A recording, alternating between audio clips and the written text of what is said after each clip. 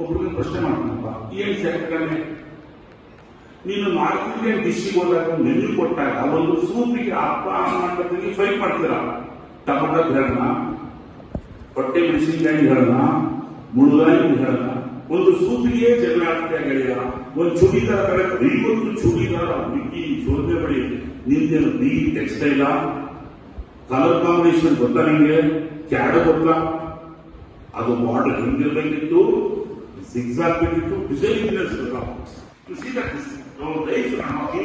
ಕೊಟ್ಟಿದ್ದಾರೆ.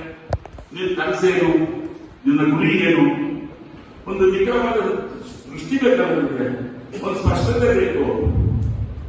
ಸ್ಪಷ್ಟವಾದ ಕನಸಿಲ್ಲ ಅಂತಂದ್ರೆ ಏನಾಗಲ್ಲ. ಸೊ ಫೈನಲಿ ನನಗೆ ಮ್ಯಾಥಮೆಟಿಕ್ಸ್ ಕ್ಲಾಸ್ ತಗೊಳ್ತೀನಿ ಫಸ್ಟ್ ಟೈಮ್ ನಿಮ್ಗೆಲ್ರಿಗೂ.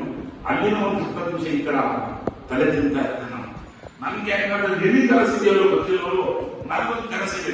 ಇಲ್ಲಿರ್ತಕ್ಕಂಥ ಒಂದು 200 ಇಂಜಿನಿಯರಿಂಗ್ ಸ್ಟೂಡೆಂಟ್ಸ್ ಅಷ್ಟೇನಲ್ಲಿ ಒಂದು 15-20 ಹುಡುಗರು 4 ವರ್ಷ ಆದ್ಮೇಲೆ ಬೆಂಗಳೂರು ಎಲೆಕ್ಟ್ರಾನಿಕ್ ಸಿಟಿ ಚಂದಾಪುರ ರೋಡಲ್ಲಿ ನೀವು ಸಿಕ್ಬಿಟ್ಟು ಸರ್ 4 ವರ್ಷ ಹಿಂದೆ ಓರಿಯಂಟೇಷನ್ ಅಲ್ಲಿ ತಲೆ ತಿಂದಿದ್ರಿ ಭಾಷಣ ಮಾಡಿ, ಇವತ್ತು ನಾವು ಇಂಥ ಕುಟುಂಬದಲ್ಲಿ ವರ್ಕ್ ಮಾಡ್ತಾ ಇದ್ದೀವಿ, 60,000 ಸಂಬಳ ಬಂದಿ ಸರ್ ಅಂತ ಚಾಕುಟಿ ಅಂತ ಕರೀರಿ.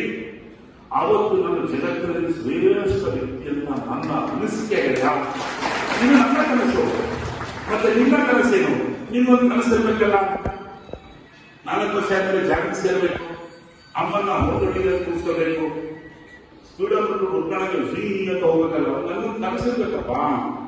ಫಿಕ್ಸ್ ಆಗು ಹೊರಗಡೆ ಹೋಗಲ್ಲ ನಾನು.